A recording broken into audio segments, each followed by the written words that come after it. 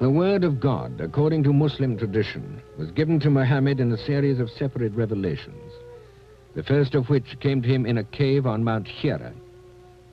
These revelations were memorized by his followers, or written down by them on scraps of wood, or bone, or palm leaf. But after his death, these fragments were gathered into a single book by order of the first caliph to save them from being scattered or lost. 4 identical copies of this volume were later made and distributed to the 4 regions of Islam as the authorized version of the complete Koran. From then until the present day, every copy of the sacred book has been an exact transcription of that authorized text.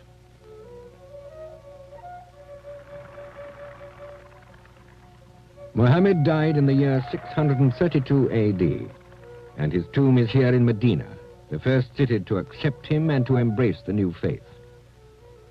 And it was possibly in Medina itself, about 150 years after his death, that a copy of the Quran was transcribed in a very early Arabic script called Al-Ma'il.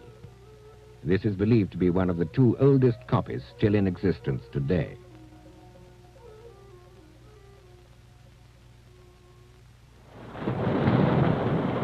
Within a century of Muhammad's death, Islam had spread far beyond the confines of the Arabic-speaking world.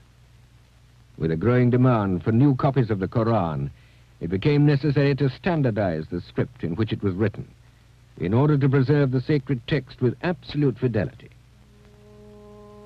By the end of the 8th century, one script had come to be accepted throughout the Muslim world as the most dignified and fitting for that purpose. It originated in the city of Kufa, in what is now Iraq.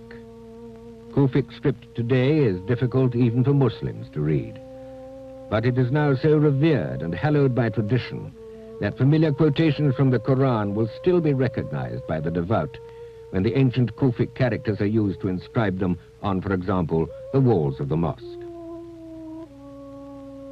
These early Kufic Qurans, dating from the 9th century, are written on vellum and are predominantly horizontal in shape.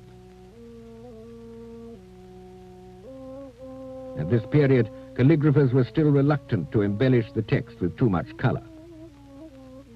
But in chapter headings particularly, one color, gold, has always been charged with a special symbolic significance. The color of the sun, it stands for the radiance of spiritual knowledge, and therefore symbolizes for the Muslim the central significance of the Quran itself.